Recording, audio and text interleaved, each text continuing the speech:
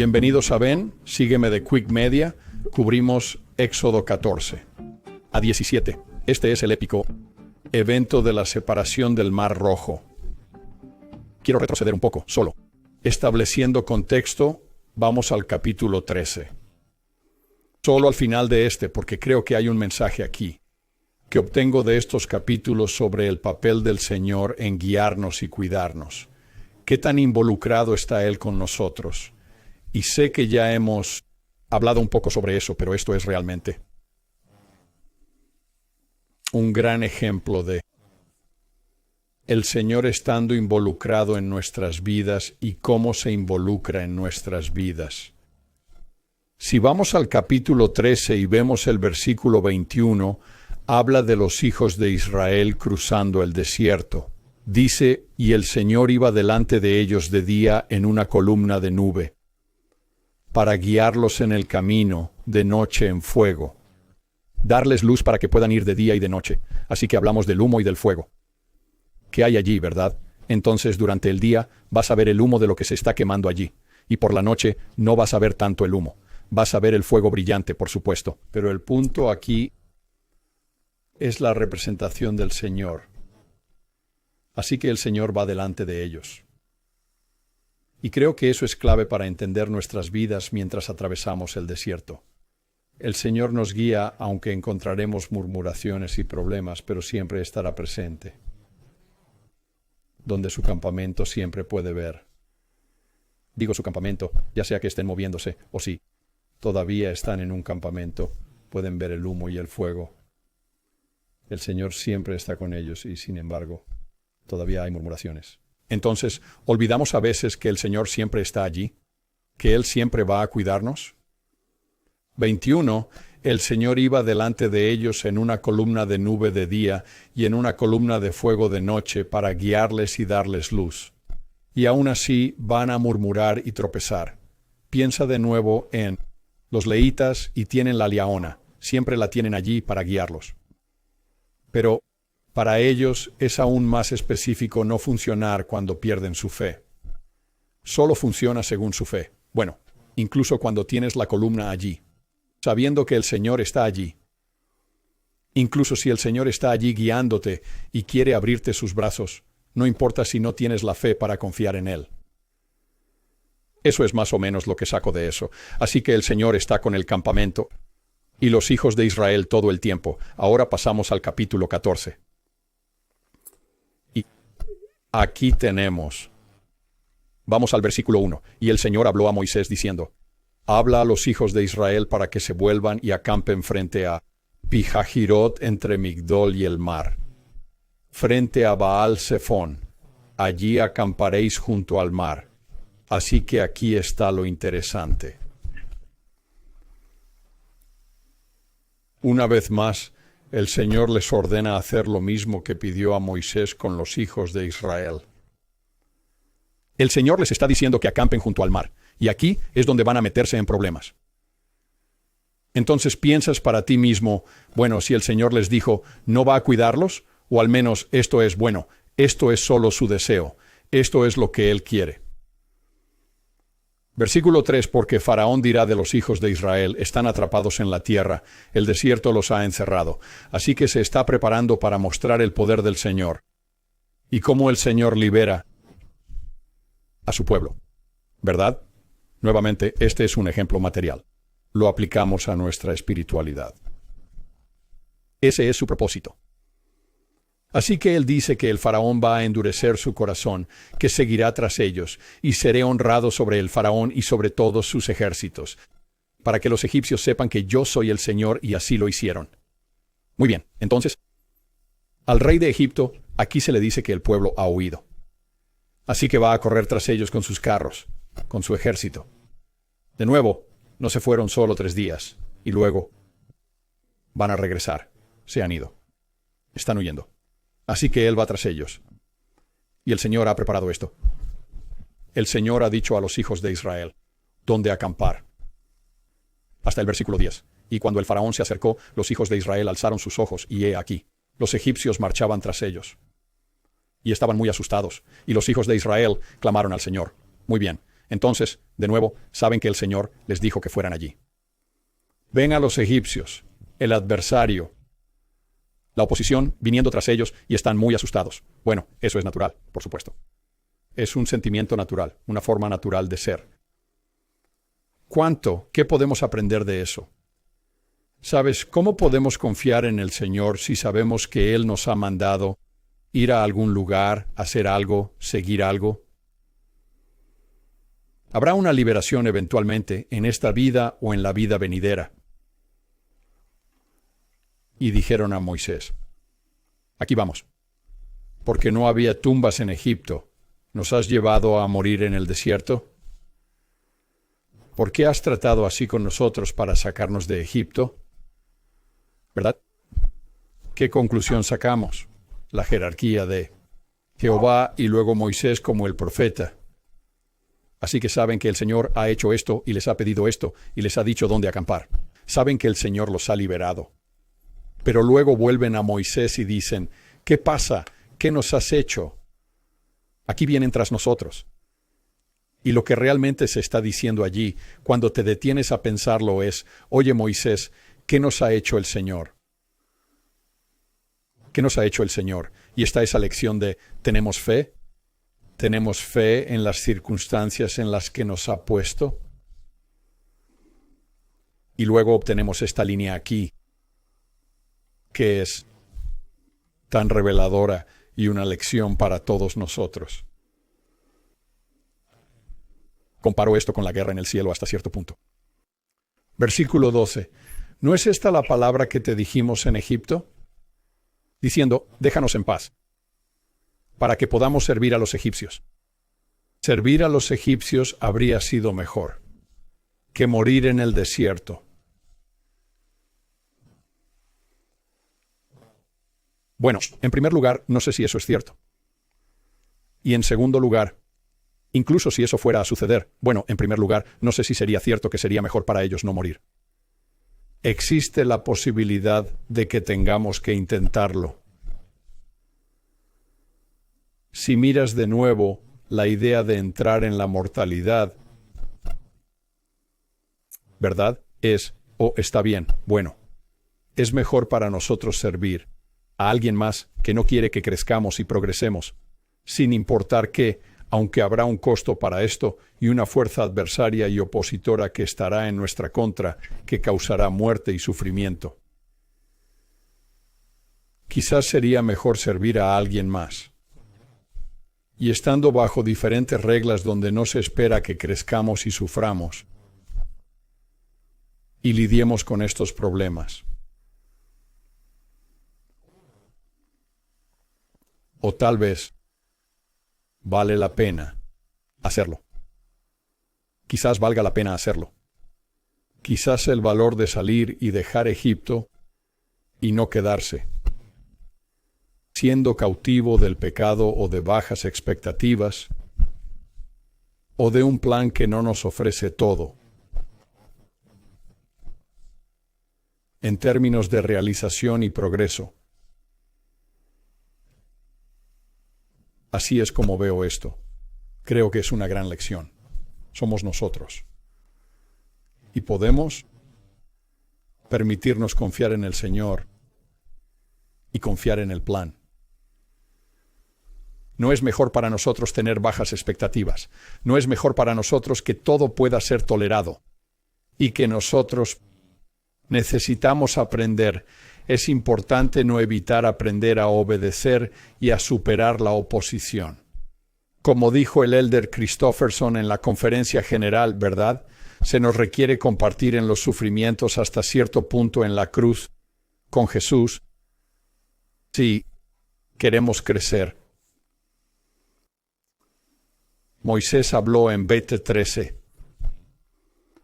Y Moisés dijo al pueblo, no temáis, estad firmes y ved la salvación del Señor, que os mostrará hoy. Porque los egipcios que habéis visto hoy, no los volveréis a ver, nunca más. Así es. No verás más esta oposición específica. El Señor peleará por vosotros y vosotros estaréis en paz. ¿verdad? En otras palabras, hemos llegado al campamento indicado, cumplimos.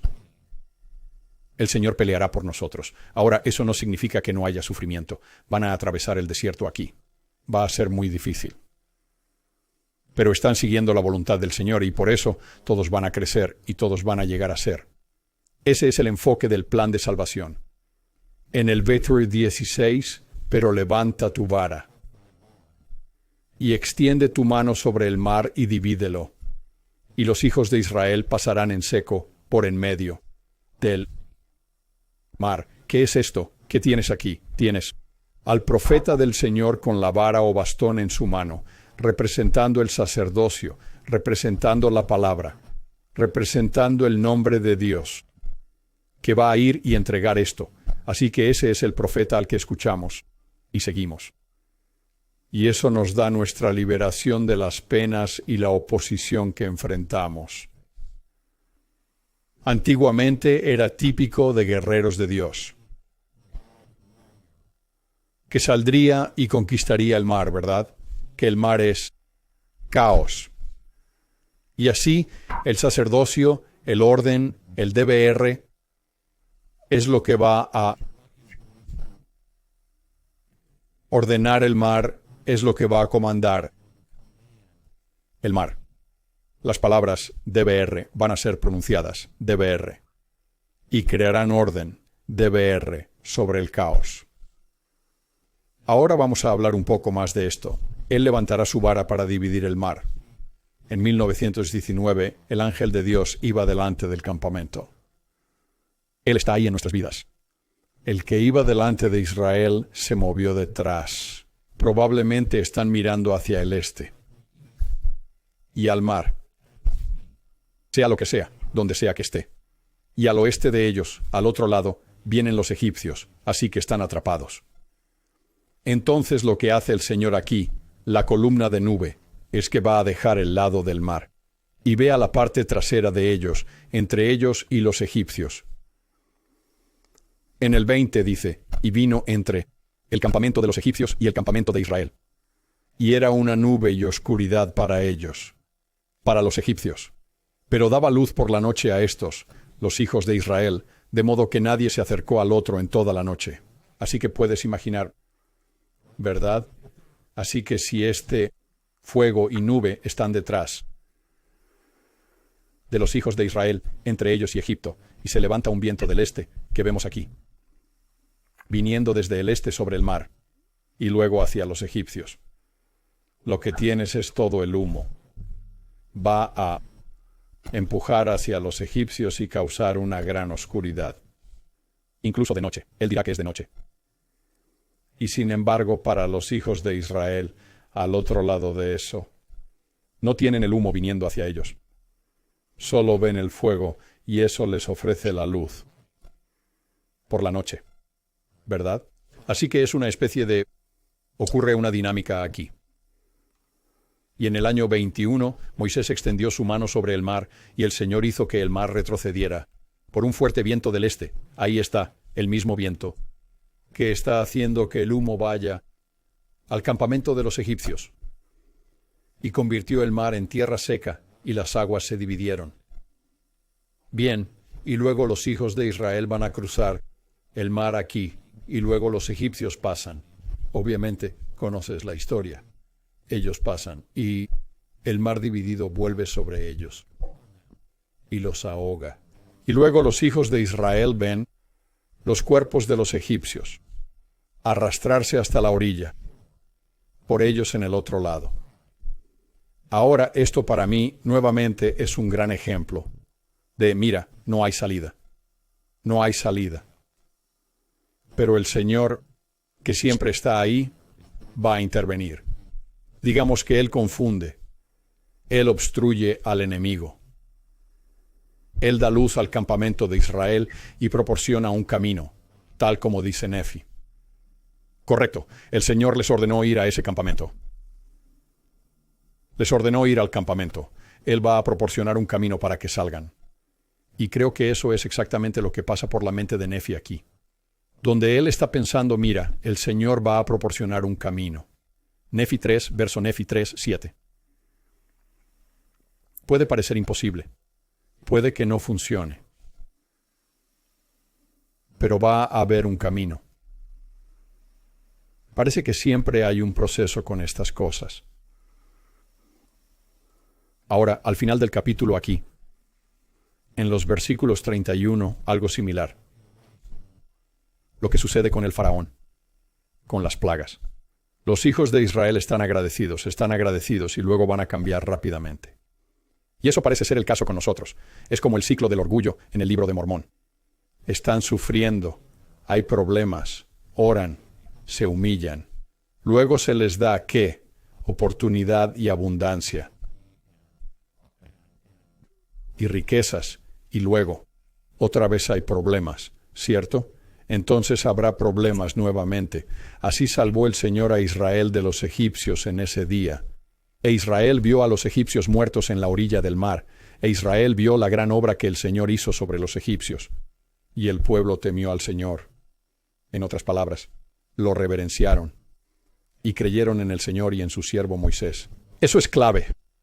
¿Cierto? Recordad que al atacar a Moisés, en verdad estaban atacando al Señor. Veamos qué pasa ahora. Muy bien, en el capítulo 15 tenemos lo que se llama el canto del mar, o el canto de Moisés aquí, aunque hay un canto de Moisés en Deuteronomio al partir él, o cuando se va o está a punto de dejar el campamento de Israel y ser trasladado. Aquí dice, entonces Moisés y los hijos de Israel cantaron este canto al Señor, y dijeron, cantaré al Señor porque ha triunfado gloriosamente. El caballo y su jinete ha arrojado al mar. Versículo 2, el Señor es mi fortaleza y mi canción, y se ha convertido en mi salvación. Esto es algo que se repite en algunas oraciones religiosas, ortodoxas orientales y en la tradición judía. Es un poema, creo que llega hasta el verso 18, donde bajamos y hablamos sobre Miriam y las mujeres. Es un poema que se repite a menudo y está en un hebreo más arcaico. Hebreo. Podría haber estado allí previamente, luego se añadieron cosas a su alrededor conforme se editaban los textos. Y quizás incluso se expusieron. Pero es una canción sobre ser liberado. Bien, y luego en el 20 aquí. Supongo que esto es más en respuesta a la canción. Tienes a Miriam y las hermanas de Aarón, y ellas como que cantan al Señor, y tal vez esto sea más una respuesta a la canción original que ofrecen aquí. Así que en el 22, Moisés llevó a Israel desde el Mar Rojo, y salieron al desierto de Shur, y fueron 3 días. Ahí está de nuevo, en el desierto, y no encontraron agua. Recuerden, el Señor está con ellos. El Señor acaba de liberarlos a través del agua. ¿Verdad? Acaba de liberarlos a través del agua. Ahora va a haber un problema de nuevo, y no es que yo no tendría el mismo problema. Estoy allí con mi familia. Tengo niños. Tal vez tengo nietos. ¿Qué está pasando aquí? ¿Cómo se supone que debo? No puedo seguir adelante. Es increíble cómo cuando llegas a las necesidades básicas, qué tan enfocados nos volvemos como criaturas humanas. Pero la lección de nuevo es que el Señor, sin importar qué, va a estar con ellos. Parece ser la lección a lo largo con los hijos de Israel, a través del desierto hasta que lleguen a la tierra prometida. Y por supuesto, un mensaje general para el Evangelio. Punto. Pero el versículo 23, y cuando llegaron a Mará, o Mará, no estoy seguro de cómo decirlo, no podían beber de las aguas de Mará, porque eran amargas, así que probablemente sabían a dónde iban, esperaban que pudiera haber agua allí. Bien, Mará significa amargo, amargura, así que las aguas significa que no es agua dulce, no es agua potable. Por lo tanto, el nombre de ese lugar fue llamado Mará, y el pueblo murmuró de nuevo contra Moisés. Ahora esto es, en hebreo, esto es Gilonu o Yelona. Probablemente sería la misma palabra en hebreo que se está pensando. Por Nefi, mientras pasa por sus problemas con Lamán y Lemuel.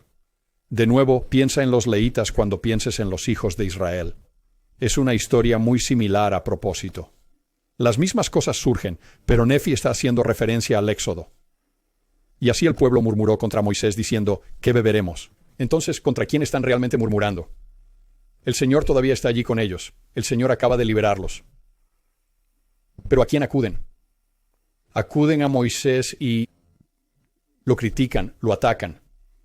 Y él clamó al Señor, y el Señor le mostró un árbol que cuando lo echó en las aguas se endulzaron. Así que nuevamente hay una sanación de las aguas. Hay una sanación de las aguas. Hay una liberación, por así decirlo, nuevamente. Hay una purificación.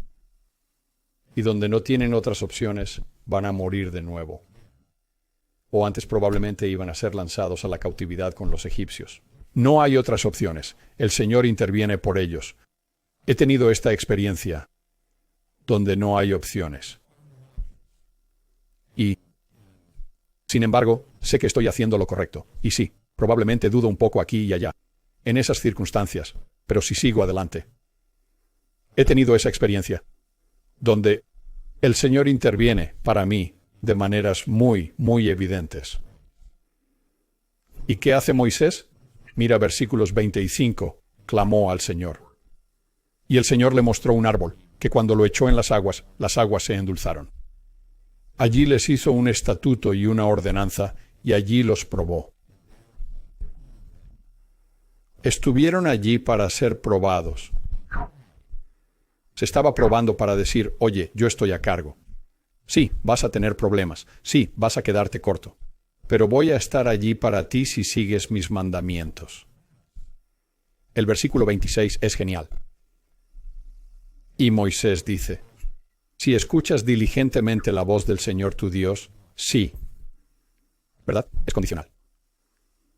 Si escuchas diligentemente la voz del Señor tu Dios y haces lo que es correcto a sus ojos, hay condiciones. Es verdad. Es jerarquía. Es revelación. Y prestarás atención a sus mandamientos y guardarás todos sus estatutos. No pondré ninguna de estas enfermedades sobre ti, que he traído sobre los egipcios, porque yo soy el Señor que te sana. Bien, entonces, Él es el Señor que te sana, pero solo bajo esas condiciones. Solo bajo esas condiciones obtenemos esa sanación. Así que hay un proceso de sumisión. Hay un proceso de humildad ante Dios, al humillarnos ante Él para escuchar su voz, hacer lo que es correcto, prestar atención a sus mandamientos, cumplan sus estatutos para evitar enfermedades, son las consecuencias de pecado. Y la capacidad de invocarlo en instantes cruciales. Eso es. Probablemente hay algo de capital espiritual que se acumula allí. En el versículo 27, solo los números. Y llegaron a Elim, donde había 12 pozos de agua. Y 70 palmeras, eso es 70. Y acamparon allí junto al agua. Así que el número 12 es obviamente significativo en todo Israel, incluyendo hoy. Después, el número 70 toma relevancia. Lo veremos en el Antiguo Testamento. Y por supuesto tenemos los 70 hoy también.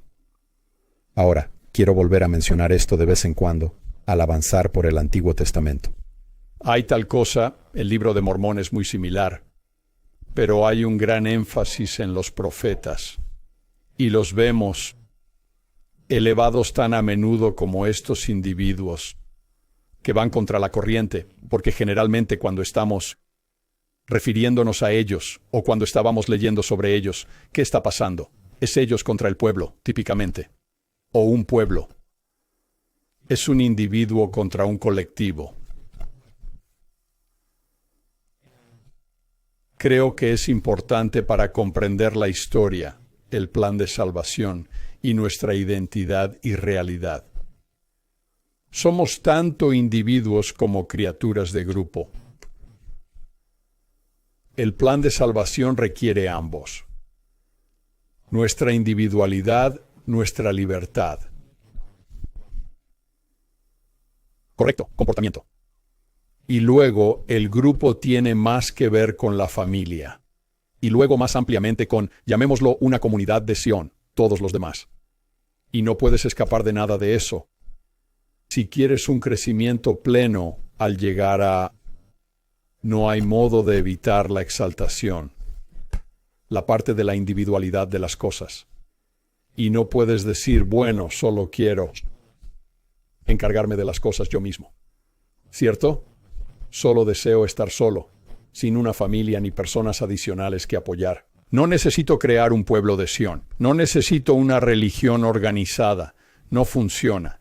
Esto va de la mano con lo que llamo las 4 fases del sacerdocio. Ahora, si has seguido el podcast en absoluto, entonces sabes que he hablado de esto varias veces. Este es uno de los intérpretes que uso. Y como ves aquí, de abajo hacia arriba, debemos pasar por estas 4 fases sin omitir ninguna de ellas. Pero el número 1 es la agencia, ¿verdad? Y el número 1 y 2, siendo, como me has oído decir antes, en mi estimación, esto es solo mi estimación. El sacerdocio arónico es el sacerdocio del individuo, hasta cierto punto. Y el sacerdocio de Melquisedec es el grupo, o es el sacerdocio del grupo, ¿verdad? Familia y Sión, podemos decir, o comunidad. Al avanzar por la etapa 1 es tu agencia. Nunca puedes dejar eso atrás. Y 2 es el habla y o la expresión. Comportamiento.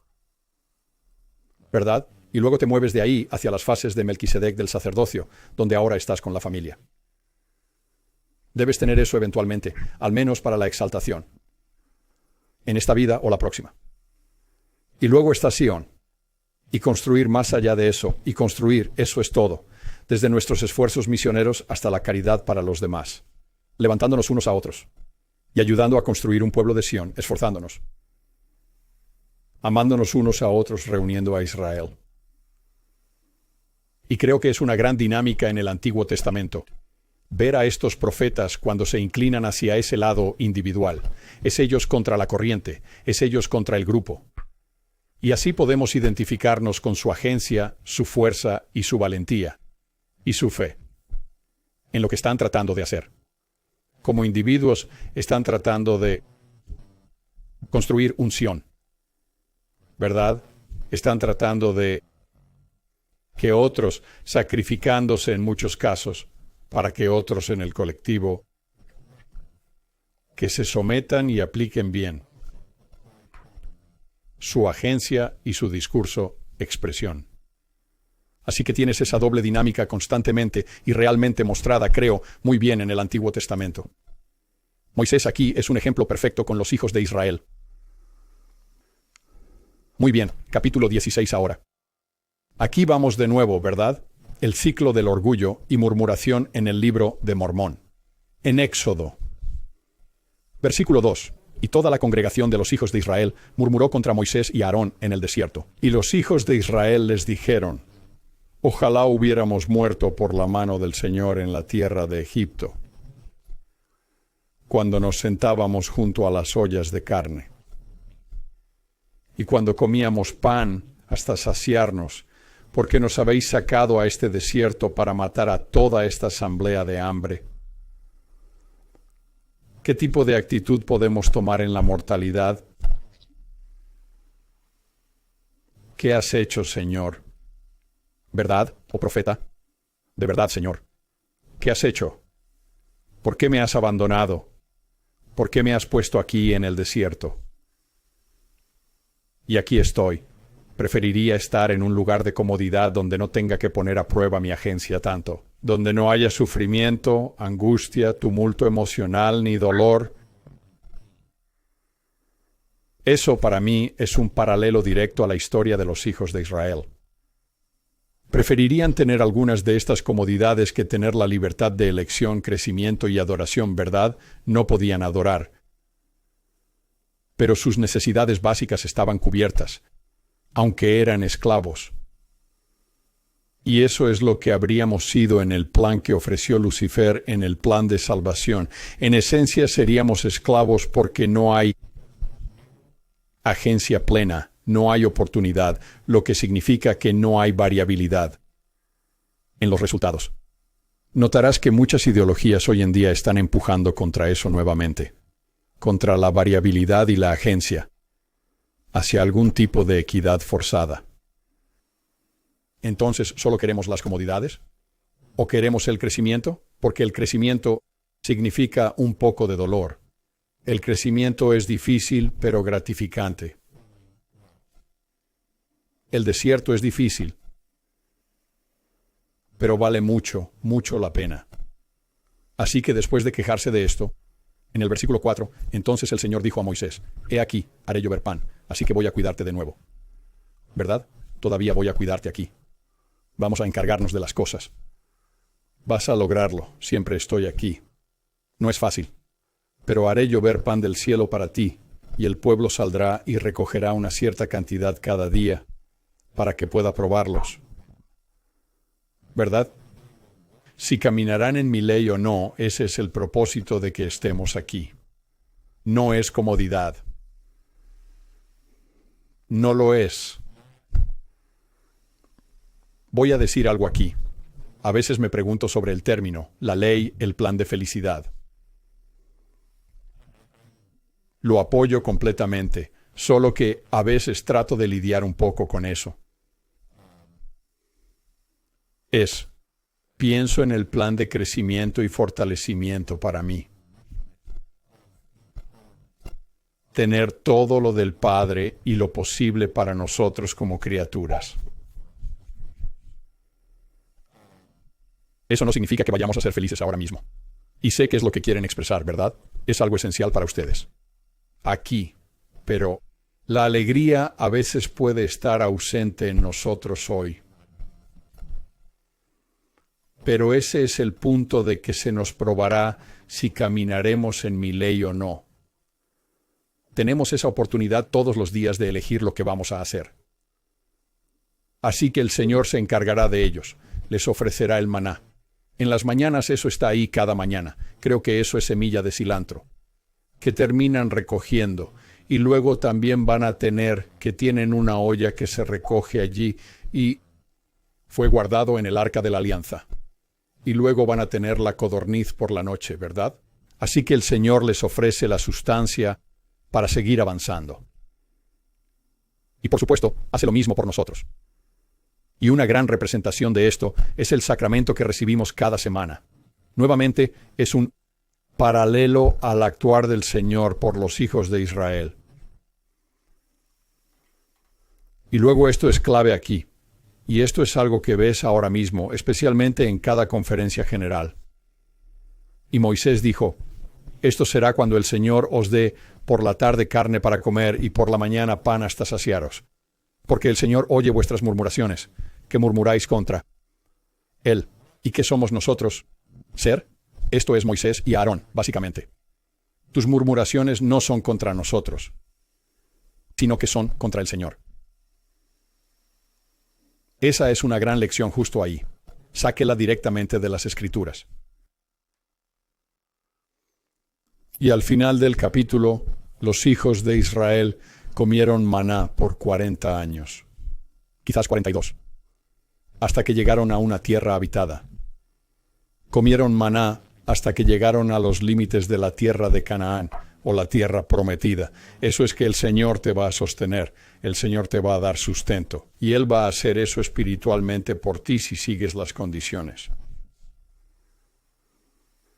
Muy bien, entonces, por último aquí en el capítulo 17, y toda la congregación de los hijos de Israel viajó desde el desierto de Sin, después de que, después de sus viajes según el mandamiento del Señor, y acamparon en Refidim, y no había agua para que la gente bebiera. Aquí vamos de nuevo. Creo que a menudo estamos en estas posiciones por necesidad. Probados. Sé que sí, estas cosas siguen. Sigo recibiendo empujones en mi vida. Sigo siendo probado. ¿Qué vas a hacer ahora, Greg? Aquí vamos. Aquí hay un poco de una bola curva. Aquí hay una bola curva de nuevo. ¿Qué vas a hacer? Por lo tanto, la gente, y a mucha gente, no le gusta eso. No me gusta, pero quiero decir, mucha gente se vuelve amargada por eso. sin entender que fue nuestra elección venir aquí y pasar por esas cosas para que pudiéramos aprender y crecer. Esa es la única manera de hacerlo. Así que el versículo 2, debido al agua. Por lo tanto, la gente discutió con Moisés y dijo, y estamos detrás de Moisés de nuevo, danos agua para que podamos beber. Y Moisés les dijo, ¿por qué reñís conmigo? ¿Por qué tentáis al Señor? Es como, mira, no tengo el control aquí. ¿Verdad? No tengo el control. Piensa en las cosas que se han dicho recientemente en la conferencia. ¿Quién creemos realmente que está en control? No es que no estén hablando a través de humanos. Pero tienes una jerarquía de valores aquí en la que vas a poner más énfasis en la revelación o en la razón. Y queremos razón. La razón es importante. La razón es necesaria para obtener la revelación, creo. ¿Pero crees que José Smith fue un profeta? ¿Crees que el presidente Nelson es un profeta? ¿Crees en la revelación? Así que versículo 3, y el pueblo tuvo sed allí de agua, y el pueblo murmuró contra Moisés. Aquí vamos de nuevo. Es como otra vez, Lamán y Lemuel, Lamán y Lemuel, una y otra vez. Y dijeron, ¿por qué nos has sacado de Egipto? De nuevo anhelamos ser devueltos a la cuna. Anhelamos ser devueltos a un lugar donde no tengamos la responsabilidad de intentar crecer con fe. Y eso es algo duro de decir. ¿Quién soy yo para decirlo? Yo no estuve en esa situación. Esa es la lección que se nos enseña en las Escrituras. Eso es lo que nos dicen los profetas. Y dijeron, ¿por qué nos has sacado de Egipto para matarnos a nosotros, a nuestros hijos y a nuestro ganado de sed? Esto es lo que dijeron Lamán y Lemuel. Recordaremos cuando estaban en el desierto y no tenían comida. Y mira cómo han sufrido nuestras mujeres. Oye, mira, quiero decir, no voy a juzgar en esa circunstancia. De lo que estoy hablando aquí es de la lección que se da en las palabras de las Escrituras y por las palabras de los profetas. Y entonces Moisés dice, mira, Señor, ¿qué hago aquí con este pueblo? Están a punto de apedrearme. Eso ha sucedido varias veces en la historia de Israel. Apedrean a los profetas. Así que nuevamente el Señor va a usar la autoridad, su nombre que fue dado a Moisés en el monte Horeb o Sinaí, la vara. Y va a mostrar la autoridad nuevamente y su participación en sus vidas. Versículo 5, y el Señor dijo a Moisés, ve delante del pueblo y toma contigo a los ancianos de Israel. Y tu vara, con la que golpeaste el río, toma en tu mano y ve. He aquí, estaré delante de ti allí sobre la roca en Horeb. Bien, ¿dónde estamos? Y golpearás la roca, y saldrá agua de ella para que el pueblo pueda beber. Y Moisés lo hizo ante los ojos de los ancianos de Israel. Aquí en el verso 7. Deberíamos referirnos a estos nombres más a menudo, porque esto realmente nos da una visión de nuestra realidad aquí en la vida y cómo gestionarla buscando mejorarla. Versículo 7. Y llamó el nombre del lugar Masa. Masa significa ser probado. Y Meribá. Meribá es queja. Murmullos. Por la reprensión de los hijos de Israel y porque tentaron al Señor, diciendo, ¿está el Señor entre nosotros o no? Qué gran pregunta retórica la que Moisés plantea allí. No es retórica para los hijos de Israel, pero sí lo es para Moisés. Moisés lo sabe. Y aquí, sabes, de nuevo, ellos saben todo lo que ya ha pasado con ellos. Saben los mandamientos que han ocurrido, la liberación que se les ha dado. ¿Alguna vez has sido liberado de algo? ¿Ha respondido el Señor a tu oración? ¿Has sentido el Espíritu? ¿Te han dado una experiencia de conversión y una experiencia espiritual? ¿Está el Señor contigo? Incluso en tus pruebas, ¿está el Señor contigo? Amalek llegó y peleó con Israel en Refidim. Antes de proseguir con esta historia de Amalek, este es un nombre interesante. Y hay una enseñanza común en la erudición sud sobre los mulequitas, que va algo así. Recuerda que el abuelo Mosía deja la tierra de Nefi, se va deambulando, probablemente encuentra el pectoral en el Urim y Tumim justo allí en su camino, y luego termina en Saraemla. Bueno, Saraemla está ocupada ¿por quién? Por los mulequitas. Ellos están al menos parcialmente, quizás mayormente, tal vez completamente, judaítas, ¿verdad? Vienen de la tribu de Judá porque descienden del hijo de Sedequías, Mulec. Y hay un poco quizás de juego de poder allí, como hemos estado hablando con los hijos de Israel entre José, así que los josefitas, y la bendición que se le dio a José y a sus hijos, y los judaítas. Los judaítas se convierten en los reyes de Judá, como David. Y son como los israelitas, los efraimitas. Se vuelven los gobernantes del norte de Israel. Surge cierta rivalidad. Así podría ser en Saraemla.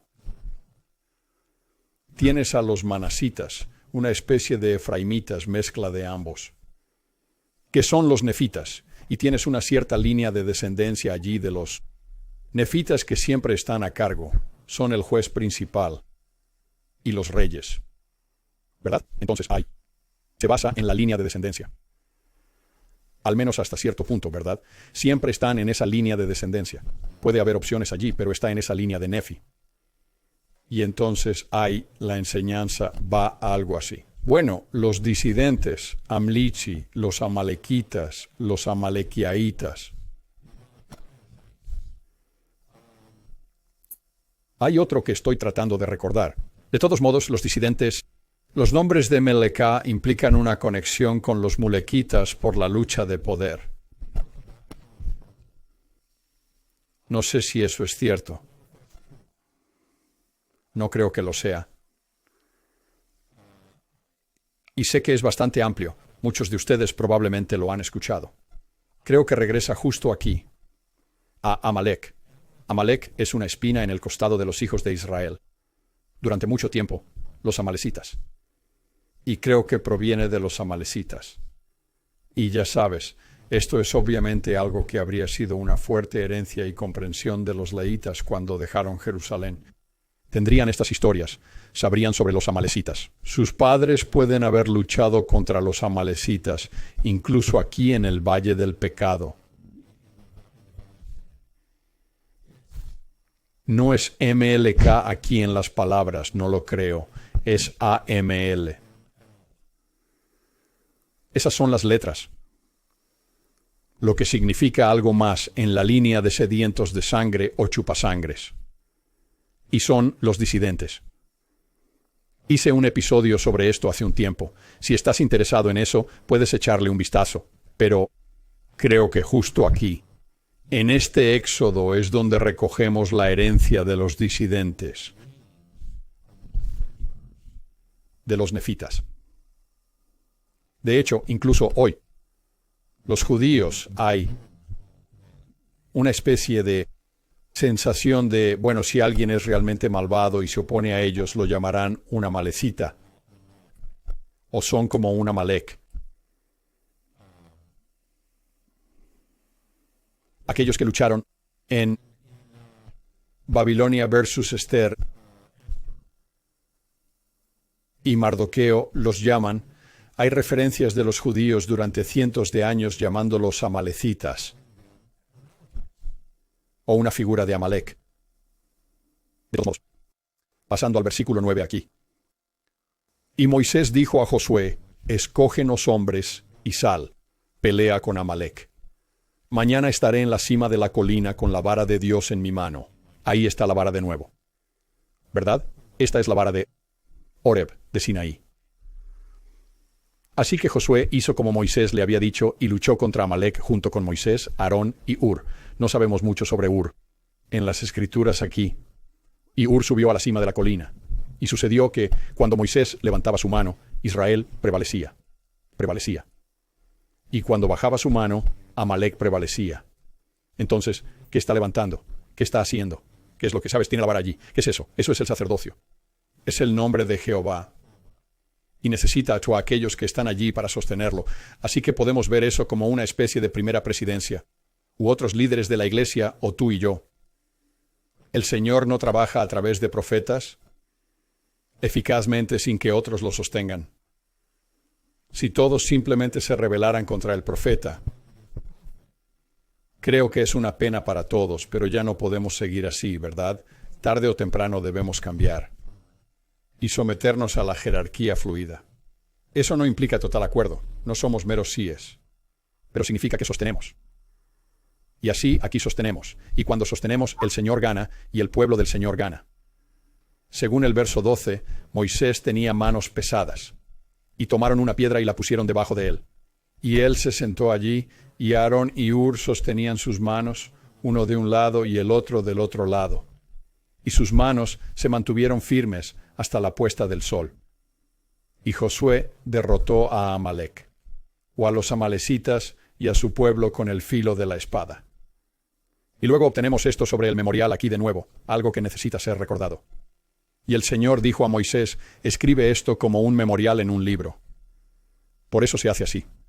Y repítelo en los oídos de Josué, porque borraré por completo el recuerdo de Amalek de debajo del cielo. Puedes ver la amargura sobre Amalek aquí, ¿verdad? Es decir, es como si nunca más volverás a ver a los egipcios. Han sido arrastrados a la orilla. Y no te preocuparás por ellos atravesando el desierto nunca más. De acuerdo, aquí está la misma idea. Borraré por completo el recuerdo de Amalek de debajo del cielo. Creo que tengo razón en esto. Y después, el versículo final, el número 16, confirma esto acerca de Amalek. Afirma que el Señor luchará contra Amalek, de generación en generación. Y así, en cierto sentido, para mí, en el libro de Mormón, continúan teniendo esta guerra con. Hago comillas en el aire, ¿verdad? Creo que la gran lección de estos capítulos es que el Señor está involucrado. Él está presente, y si seguimos sus instrucciones, como Nefi, creará un camino para nosotros. Él va a hacer lo que sea necesario para que cumplamos el mandamiento de lo que nos ha ordenado hacer. Puede no ser fácil. Nefi tuvo que regresar 3 veces a Jerusalén para obtener las planchas de bronce y matar a Labán. Y tuvo que huir por su vida al final, prácticamente. Así que no es que vaya a ser fácil, ¿verdad? Pero Él va a encontrar una manera para que logremos las cosas que Él quiere o nos manda lograr. Él está involucrado en nuestras vidas. Necesito reconocer eso más. Lo sé. Él está allí con la columna de fuego y de humo, caminando junto a nosotros. Y si simplemente nos sometemos y no murmuramos ni nos quejamos contra su portavoz, que es el profeta, y que lo apoyemos, entendiendo que cuando nos quejamos contra Él, nos quejamos contra el Señor, pero no es perfecto. Eso es lo que hacemos. O no es que sea perfecto. Sabes, el profeta no es perfecto, pero es el siervo del Señor. Eso es un proceso. Toda esa idea de jerarquía es tan clave, donde podemos insertarnos en una jerarquía fluida, a través de la sumisión. Eso es el bautismo. Entrar en el reino de Dios es someterse. Y eso es algo bueno. Eso es lo que el Salvador nos enseñó. Él se somete al Padre, y no solo se somete al Padre, se humilla incluso por debajo de nosotros, para levantarnos y apoyarnos. Eso se llama caridad. Eso se llama el amor de Cristo.